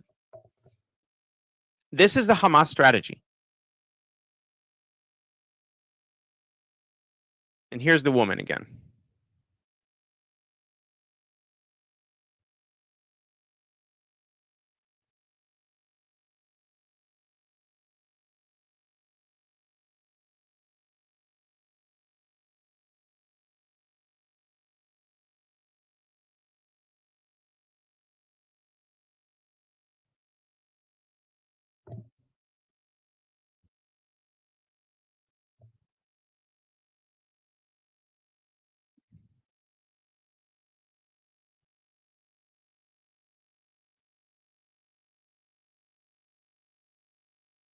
Yeah, by the way, this is the middle of the war when they're allegedly starving. This is meant to be a starving person.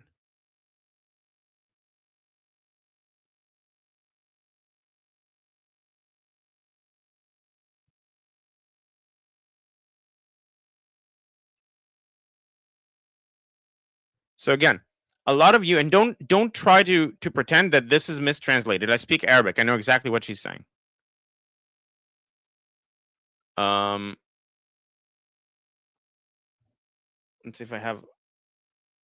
Okay, okay. There's a long interview, but there's a Kurdish doctor. I'll put it in the description. We're not going to watch all of it because it's 16 minutes. But there's a Kurdish doctor who was in Gaza who confirms he saw with his own eyes Hamas using hospitals for military purposes.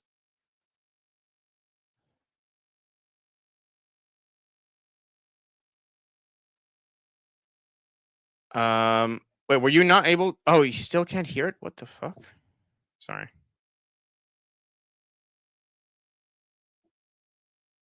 One last time.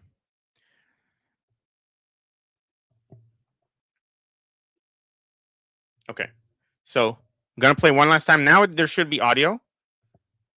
Yeah, so much hate in her heart. Again, they have an industry of teaching people to hate Jews, and that is the cause. That is the root cause of this conflict. There could have been a two-state solution ages ago if that wasn't the other side.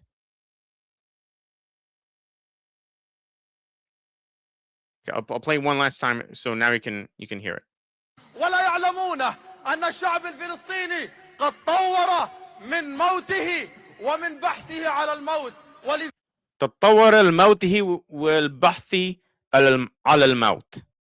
So this is an exact translation of what he's saying. ذلك أصبح الموت عند الشعب الفلسطيني صناعة تجيده النساء تجيده كل من في هذه الأرض يجيده الشيوخ يجيده المجاهدون ويجيده الأطفال لذلك شكلوا دروعا بشرية من النساء والأطفال والشيوخ والمجاهدين ليتحدوا بذلك آلة القصف الصهيونية وكأنهم يقولون للعدو الصهيوني إننا نحرص على الموت كما تحرصون على الحياة. 18 years ago already. This is not new.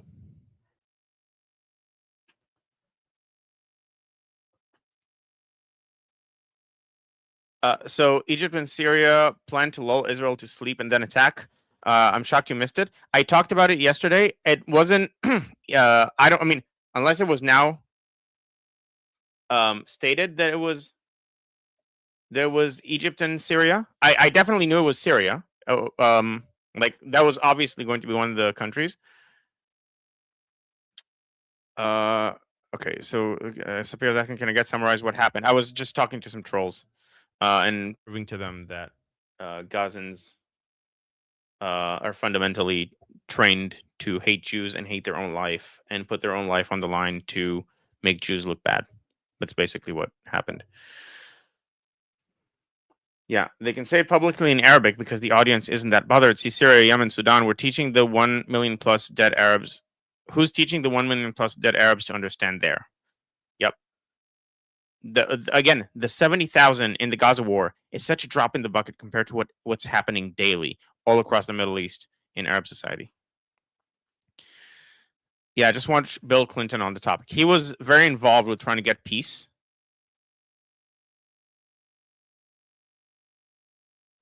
Do Palestinians have anything good, do anything good, anything?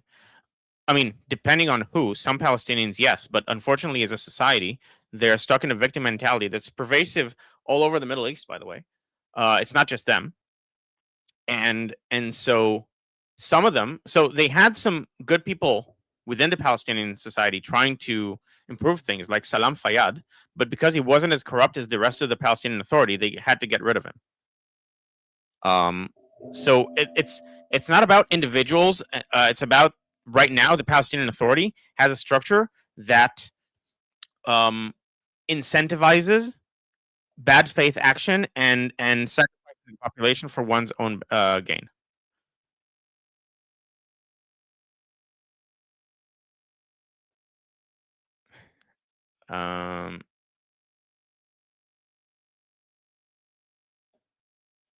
Okay, so Memory TV is not a commercial enterprise. It was founded by Gal Karmon, a former Israeli military intelligence officer, and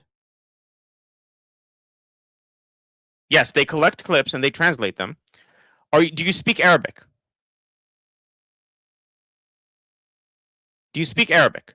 Like, you're saying, oh, well, this source was created by an Israeli. Okay, and this source reveals things about the Middle East because Israelis have an incentive to reveal those things.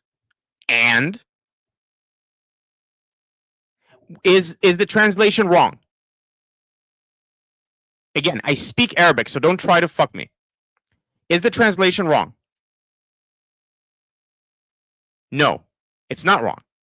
And so this is what Fatih Hamad is saying to a cheering crowd about his old people 18 years ago when Hamas only just took power over Gaza. They have since had a full generation of people brainwashed under their own education system for this ideology.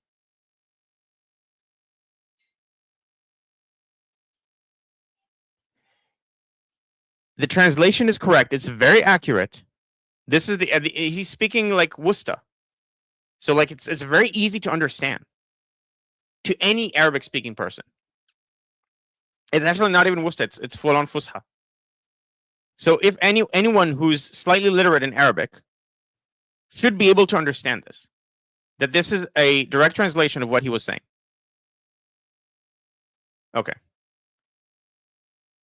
So I wanted a chance. I know people are annoyed that I'm engaging them.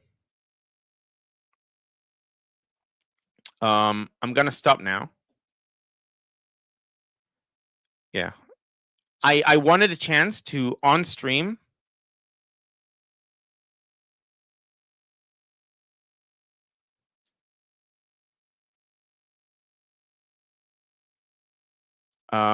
I wanted to have a chance to present these videos. I have many other sources. At some of these streams, like on slow news days. Oh, by the way, this is something I mentioned before. I have this this resource that I made with many hundreds of indisputable sources showing how the genocide is a lie. What Palestinian society largely is, especially Gazan society under Hamas, what Hamas wants, what Hamas does, what the data actually shows. And I'm working with some people from Liberty Politics and turning this into a user-friendly website, and that can also get contributions. So Flavzan, can I use the source? This will become a website. Once it's a website, I'll reveal it. Like I'll send the website out. I don't want people to have access to the actual like source document, even though it's backed up 3 times. So that's not an issue. But nevertheless, once it's a website and it's in the works, like people are working on this, and as we speak, I'm going to make it into a website. Once it's a website, I'll post a link. It's always going to be in the description as well. It's going to be a Liberty Politics General like branded thing. And that's, you know, this is something I worked on with some friends. One of whom might be on stream soon. He was supposed to come today, but he ended up not being able to make it. But yeah, so if you think that's useful, I'll use this again. I have like 900 sources there at the moment.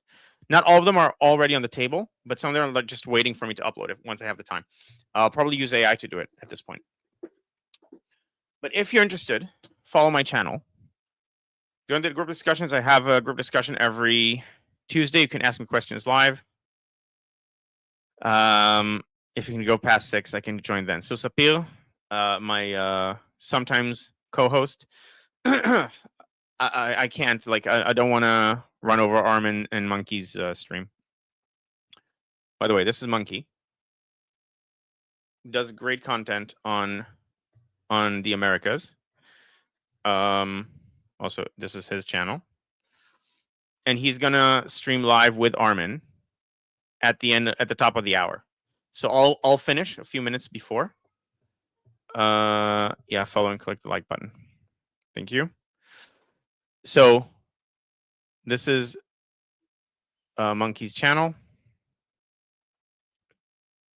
Go subscribe to him as well. We're both trying to get to 1,000, but if you subscribe to him, then subscribe to me twice so that I can, because we're in competition. I'm trying to get there before him. Oh, can you read the other 2 comments I made? Let's see.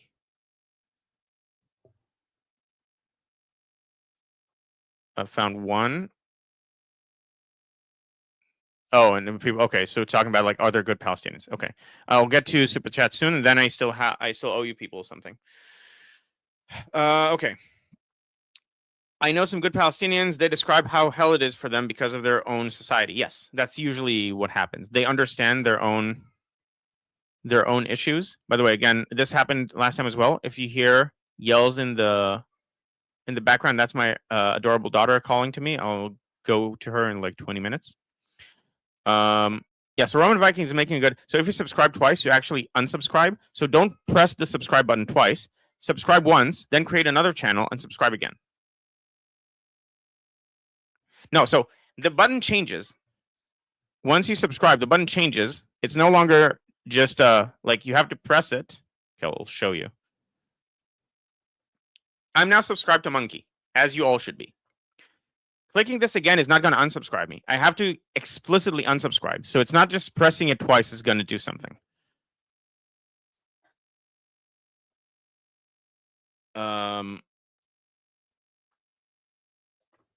Yeah, it changes to join and bell.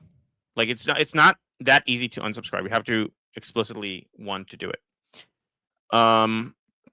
Okay, so Sapir was saying because of their own society, and one of them has been running for months now because her parents shattered her hand after she said she doesn't like Hamas. Palestinian society is a sick society. Unfortunately, it's not like genetics.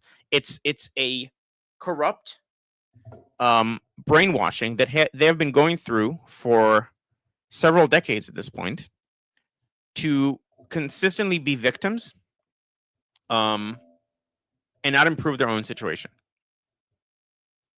And they'd rather destroy Israel than build Palestine. That's the problem. If that was not the case, there would already be peace. And unfortunately, the voices within Palestinian society, because it's not a monolith. There are a lot of, and by the way, they're the most educated Arab population in the region. Most doctors and most engineers and so on. This is not unique to them, and this is not all of them by any means. But this is the prevailing opinion right now because of the Palestinian Authority. So when Shauna is saying, I would like to see the Emirates plan become popular, I think it's the only possible long-term solution. These people don't want a state, and I believe their national identity is actually fame. I don't know if it's fame. Oh, maybe we meant to say fake. Yeah, M and K are close. Yeah, their national identity is a response to Israeli national identity. And secretly, like a lot of the municipalities want to break apart from the Palestinian Authority. So if you look up in the Wall Street Journal,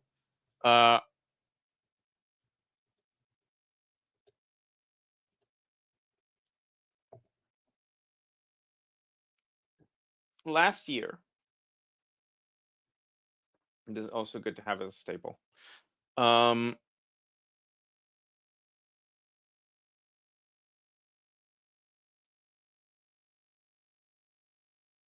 Last year, and also the Palestinian Authority is also admitted during the war. I forgot to mention this one. Hamas is preventing Gaza residents from reaching aid distribution centers. So this is Hamas. This is the Palestinian Authority admitting that Hamas is preventing Palestinians from getting to aid that has been allowed in by Israel. And so, anyway, what I was going to get to is a new Palestinian offer for peace with Israel. Hebron's sheikhs proposed to leave the Palestinian Authority and join the Abraham Accords. This was a year ago. The Palestinian Authority is corrupt, and these people, they're in charge of their clan, and they actually want good things for their clan.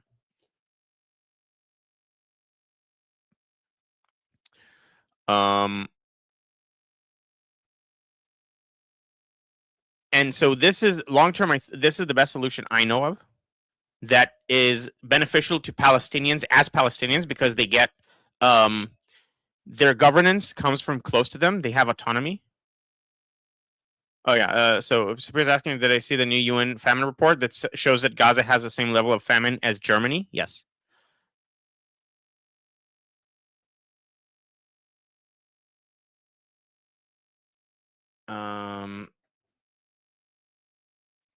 You know, because Sapir's saying her story, the woman she talked about, is very interesting, but I don't want to give more information that might put her in danger. I'll just say she was radical majority of her life until she met an American on the internet. Okay. Thank you. Hamas and IRGC kind of share the same playbook. Hamas leaders have trained under IRGC. That's why. It's not coincidence, and it's not just because they're Muslim. Palestinians deserve zero authority. See, I disagree with that. I think that the good faith people in their society should be able to govern the parts of their society autonomously in a way that that they're in charge of, in a way that doesn't preclude Israel's security. I'm very very much for the Emirate solution. It nationalizes a reasonable number, like a few tens of thousands of Palestinians, gives a lot of them authority with a leadership that is more family tied because they're a clan. So it's not going to be as corrupt as the outside imposed Palestinian Authority.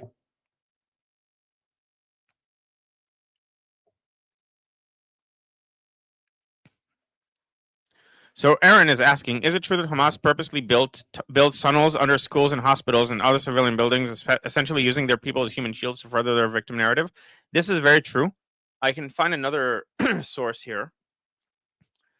Hold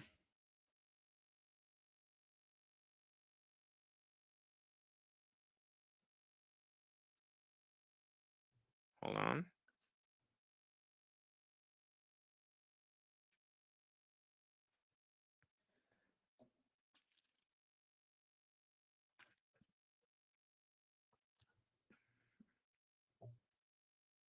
I also have like Palestinians that have managed to escape saying what they really think about Hamas.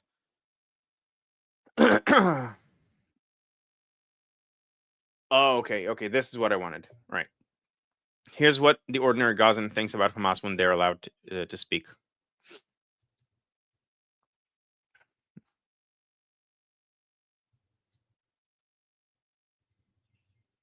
1 second.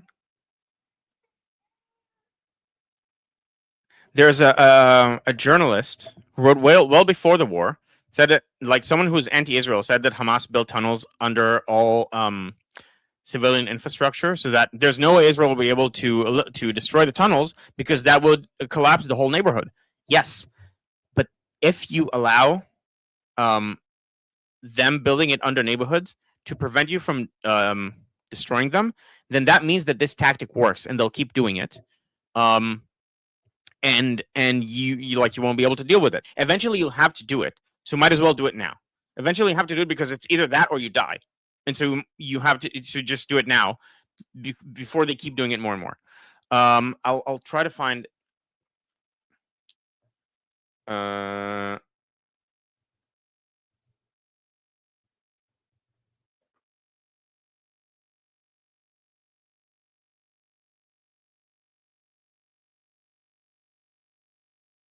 No.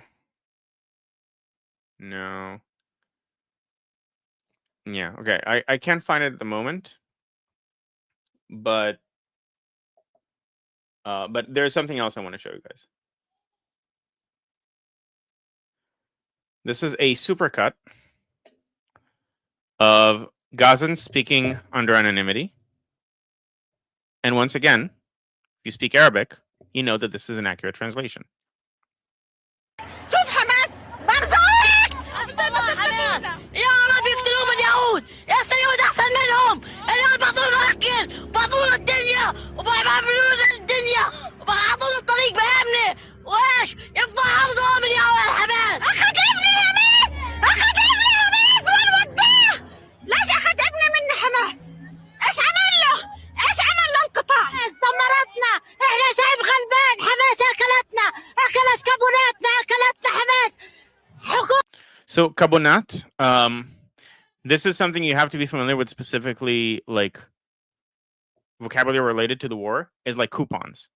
Kabonat like is the coupons that they go and they take and they get their daily allowance of food from the aid centers.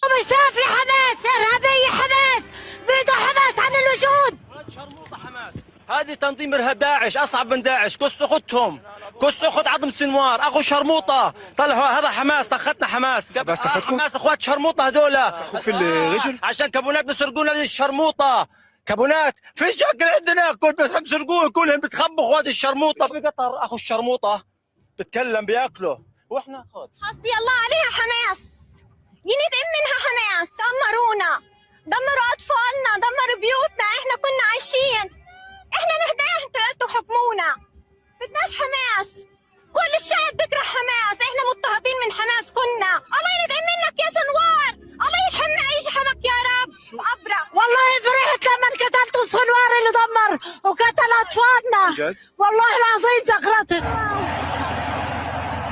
انا عارف راح اطلع من هنا، راح حماس التخنه، حماس راح التخنه.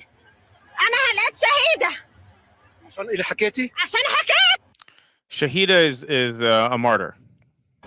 مش خايفة؟ لا مش خايفه، خلاص راح اللي راح، ما ضل اللي يجي جارين عليه. אני רוצה להגיד דבר שישמע אולי רדיקלי. Sorry. All right. This is what Palestinians, when they're not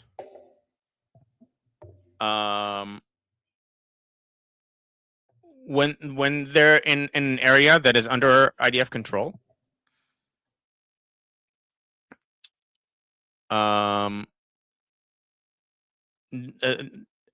in Gaza, that's what they're saying.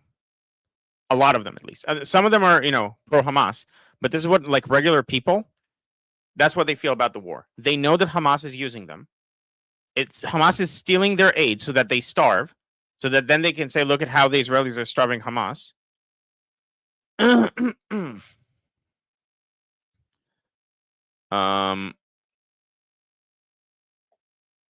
Yeah, and Sapir saying my brother, who I assume is a soldier, has found way too many missiles hidden under children's bedrooms. Yeah, so Hamas is using, it's either their own family members using the children's bedrooms to hide rockets, or in the worst scenarios, they use other people's houses by threat of gunpoint. And again, Fouad al-Khatib, I'll quickly find his Ahmed Fouad al-Khatib has been documenting this ever since the war has started. And he is a Palestinian. He's a Palestinian from Gaza. He's an actual peace activist. Okay, so for saying I missed a message. My mom's cousin, unfortunately, was one of the 6 soldiers that died by Hamas RPG inside of a Gazan hospital while they tried to evacuate the sick. I'll just let that sit. This is what we're dealing with. This is what Israel is dealing with Hamas. And the Palestinian Authority is not much better.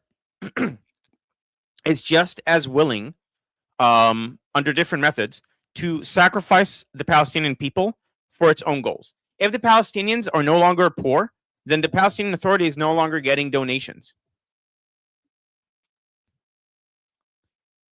That's the issue. Okay, so I'll go through the super chats. Again, I had other things to talk about today. But I'm glad we did this because, I'm going to make clips out of a lot of stuff in this stream. Post them on the channel. So you guys can also, increase the... I don't know if it's going to be on Liberty Politics, by the way. It's going to be on my channel. So once again, this is my channel. It might be on Liberty Politics. I'm not sure yet. I have to talk to Armin about that. But my channel is going to have the videos, so you can, like, if you want to share stuff, you can do it there. Okay, so going through the rest of the super chats. Eisenkot is an Ehud Barak prodigy. I've heard this said. Can you send me like a link of where you're getting that from? I have not seen a convincing source for this, but I'm open to hearing it. Ehud Barak is a friend of Epstein's. He's like, how every country has their like Epstein person. So Ehud Barak is the one in Israel. He's a left-wing prime minister. He tried to get Palestinian statehood. He failed, and as Bill Clinton says, he failed because of Arafat. And he's like a friend of Jeffrey Epstein's. Guy Saud, but I hate Bibi. I try to present things from all perspectives. So like, I'll say if I disagree with you, I'll say, but for the Democrats, I'm saying they genuinely think that the country was about to be stolen, made non-democracy. I disagree with that, but under that framework, I can totally understand where they're coming from. It's just because I think they're wrong, they scare me.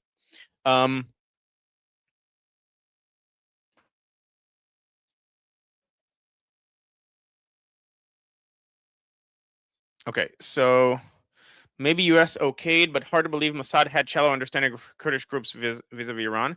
Bad plan. Call me back. Dan Senor. Podcast IDF against plan.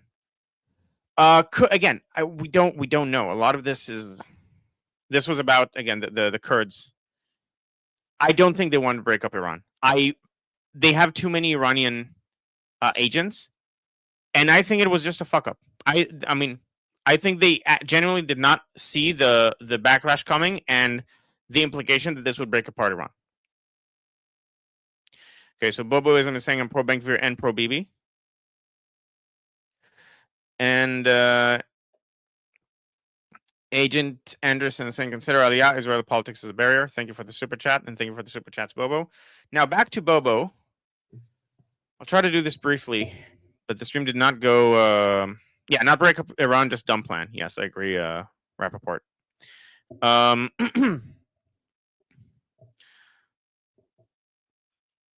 Yoram Hazoni, NatCon, supports Vance. So Yoram Hazoni is a leading conservative philosopher / thinker, national conservative. He's pro bringing back nationality as like he's a proud nationalist, and he's a leader of what's called the New Right, and Vance is part of that framework. And as a result, I think Hazoni is biased towards Vance. He says that fundamentally there aren't huge differences between Vance and Rubio regarding Israel, and I think he's wrong. Not necessarily because Vance actively hates Israel, but because Vance is spineless enough to capitulate to the people online who hate Israel to win their votes and throw Israel under the bus in the process. But I think he has like a personal relationship with Vance that is clouding his judgment. Okay. All right. So, okay, there's one more topic I want to talk about. So just a quick question. Who's winning in Israeli politics? We don't know yet. I think it's going to be unity government, so no one's going to win except the people. Because I'm for this. I'm for unity government right now. I think you need Netanyahu's perspective to have a lot of weight in the next government, but I don't think it needs to be this government. I'm just afraid of the blind spots that the other side might have.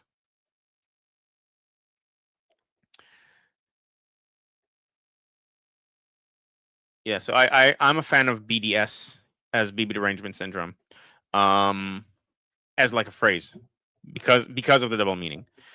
And it's not necessarily, I have a lot of criticism towards Netanyahu. It's just that I see a lot of criticism that is just divorced from reality. For example, saying, yeah, it's between Bibi and Eisenkot but I don't think they're going to win him. I think they're going to have like a rotation thing. Like either one.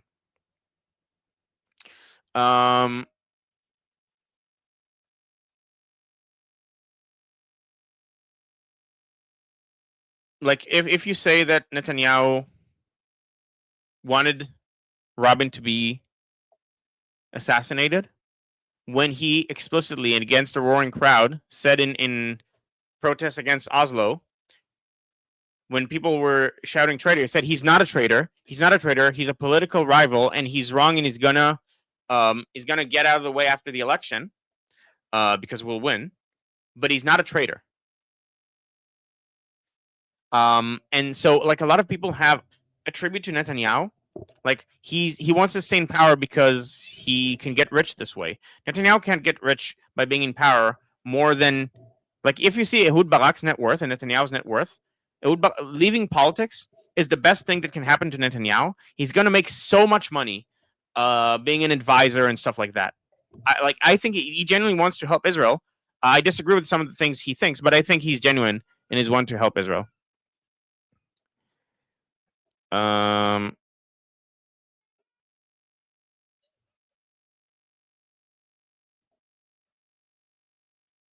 Okay, we have a lot of trolls today. Yeah, so Soapbox is asking, do you see the UN report disproving widespread malnutrition in Gaza yet? Yes, I did. UNICEF I mentioned this briefly. UNICEF put out a report saying that the level of hunger in Gaza is 1.3%, which is the same as like Germany, and it's the lowest in the region.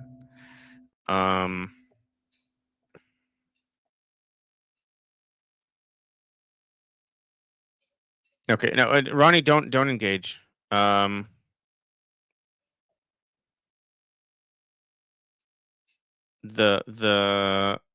a lot of trolls today. Someone's saying Google stuff that is going to lead you to highly biased and misleading I assume articles or websites like saying, "Oh, the Jews are bad and did everything wrong, and Christians should hate them," and so on.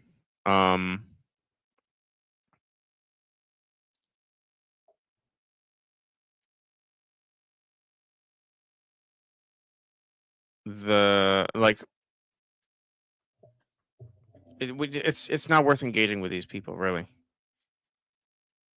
You can find anything online that doesn't make it true, and you can find like so like with the videos in Gaza.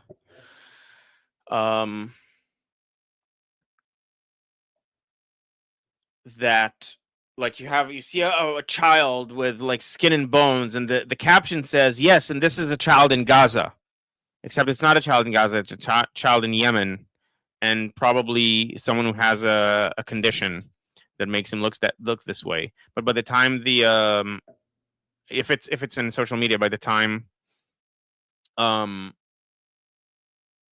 it gets community noted, they delete it, and so the message spread, but it can be corrected. Which is why I think community noted posts on X should have to stay up. You can remove your name from it, but the post has to stay up so that people can see the correction.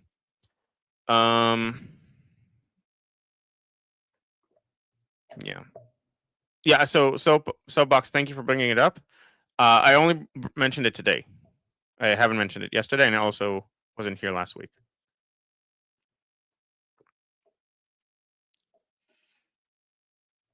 Okay, so anyways, everyone, please go to either Monkey or Liberty Politics. They have a stream coming up. I know I'll send you to Monkey's stream because Liberty Politics has more subscribers. Not enough subscribers, but more subscribers. So Monkey's gonna start in like 2 minutes. A stream with Armin talking about the latest developments about Iran and so on.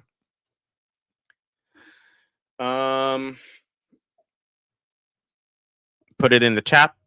Go watch that. It's going to start in 2 minutes. You're going to talk about all the latest updates. There's a lot of them. It's going to be very interesting. All right, everyone. Once again, I did not get through all the topics I wanted to get through. I'll probably do another stream on Friday. Please subscribe to my channel. We're trying to get me to 1,000 subscribers so I can start getting super chats on my channel as well, not just on Liberty Politics. And yeah, I'll see you guys next time. Again, hopefully Friday. And let me know, by the way, in the comments to the video after the live stream is over, if you want me to do like a part of the stream where I debunk something. I can do that as like a continuous thing. I'll be able to get through less each day, but or each stream, but it might be worth it. Like to go through a source debunking things about either the war in Gaza or about what Palestinians think, like or like stuff like that. So let me know. Oh, and Sapir would also be able to join on Friday. Great. Yeah. So let me know if that's interesting to you. Again, in the comments after. So I won't be able to see the live comments after I'm done, but in the comments to the video, specifically to the video on my channel, I don't have access. Like I don't get notifications for the comments on the Liberty Politics side. So comment on my channel. Once again, this is my channel. The version of the video on my channel, whether you want me to do that. People are already saying that would be great, but so Go to my channel, comment on the video. Let me know if that's something you'd be interested in. Because again, I have hundreds of sources. I have endless content to go through. All right. Goodbye, everybody. See you soon.